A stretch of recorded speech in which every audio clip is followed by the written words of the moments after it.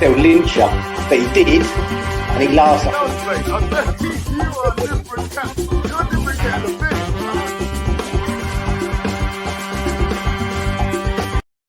Happy Wednesday, Hammers. It's Holly, and in today's daily, we are going to be taking a look at 10 things that we have seen from pre-season so far.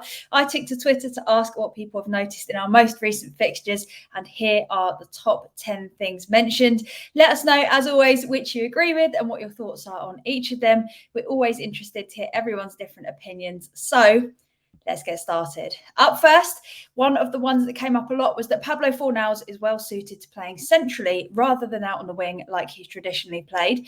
While we've not had many games to see how he does in this position yet, he's done a solid job for us in the middle of the pitch. And you can see from the through ball that he did to Scamacca for our third goal yesterday that he definitely brings something new to that position. Could he be a central player after all?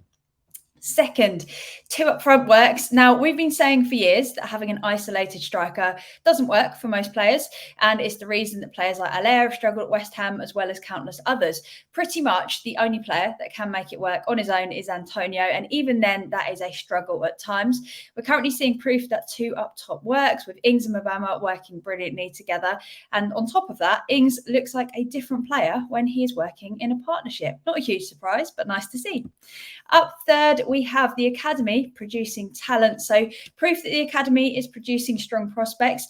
Over the years, we've been frustrated by some of the academy players that we've lost, but the big question was whether those players were actually good enough to make it into the first team. And we're now seeing young players given a chance in pre-season with the likes of Potts, Lang, Mubama, all earning the chance to get more first team game time. Nearly messed that bit up. Best yet, this could obviously be a sign that we don't necessarily need to focus just on spending money to strengthen positions this transfer window, but also bringing in some talent that we may well already have hiding behind the scenes. Up for number 4, injury prone. Without wanting to say too much for fear of jinxing anything, somehow we appear to have broken the curse and we haven't actually had any recent injuries, which is nothing short of miraculous. But as I said, I don't want to be jinxing anything. Number 5, it's starting to look as though we can safely introduce more of the academy players into Premier League games, with 1 or 2 alongside our usual squad working really well against difficult sides. If you need proof of that, you only need to take a look at how we fared against what was essentially Spurs' top side yesterday in the first half. Obviously, before we kept players on to give them more game time, and Spurs changed all 11 players for fresh legs, but it is looking good and positive. And it'll be interesting to see what we can do if we do mix a couple in with the first starting 11, because when we've been in difficult situations in the Premier League, it's obviously really hard for us to then start giving youngsters a chance because it's a big old risk. But it looks as though we might actually be able to do it at some point soon. Number 6. Now, despite most of us panicking about what a Riceless future looked like, we haven't really missed him that much, if I dare say it. So that's not to say that we can't strengthen who we play in that position. It's not to say he wasn't good, and it's not to say that the people we're playing are obviously better. But I've been seeing quite a few posts where people are suggesting that perhaps having one key player in that position meant that we were overly reliant on him, and it actually killed our creativity a bit because we were always looking to get the ball to him. So revolving around Rice to such an extent might have actually made us more predictable and stopped us being able to break as easily and use different players and catch teams off guard. And we saw what happened when Souček sat back for Rice to be the more attacking CDM. Obviously, his game just deteriorated massively. So perhaps having one player in that position that we know that we're constantly looking to pass the ball to isn't all it was cracked up to be. So could it actually be better for the overall team to not have one key player that we're continually relying on? I reckon it could be not a great thing, but better than we thought. So number 7, I probably don't need to tell you this, but who doesn't love a little reminder? West Ham are massive. We're unbeaten. Normally in pre-season, this is the time where we get all our hopes up and then all the hopes begin to, fade and die as fear creeps in.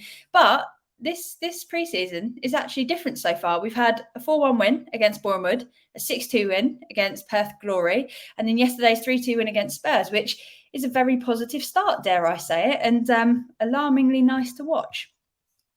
We have number 8. Fabianski has shown that he isn't giving up his spot in the team. He has been brilliant so far in pre-season, in my opinion, making it almost impossible for Areola to replace him. It's been a long-running debate whether we should prioritise Areola now, as he's got a longer future at the club. But Fabianski is not making that an easy decision at the moment. Number 9. Bowen is on fire.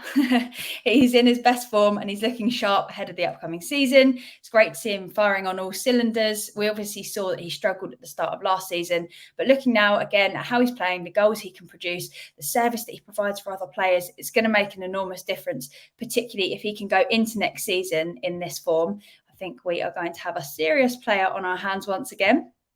And number 10, Mubama is ready. He's looked brilliant every time we've seen him play, and you wouldn't think he's out of place whatsoever in terms of fitting into the first team. But of all the youngsters with the potential to come through from the academy, he definitely looks the most ready to me. He's a hard worker. He's looked great up top as part of a 2, as well as helping the second striker to perform. So it's win-win and a very, very interesting option moving forward. So there you have it. 10 things that we have seen from pre-season so far. Let us know which you agree with in the comments. Let's get the conversation flowing. If you haven't already, please do give this video a thumbs up so we know that you liked it, and make sure you're subscribed to West Ham Network if you aren't already. That's all from me for now. Make sure you tune in later when I'll be running through today's Hammers headlines. Have a great afternoon and speak to you all soon. Come on, you Irons.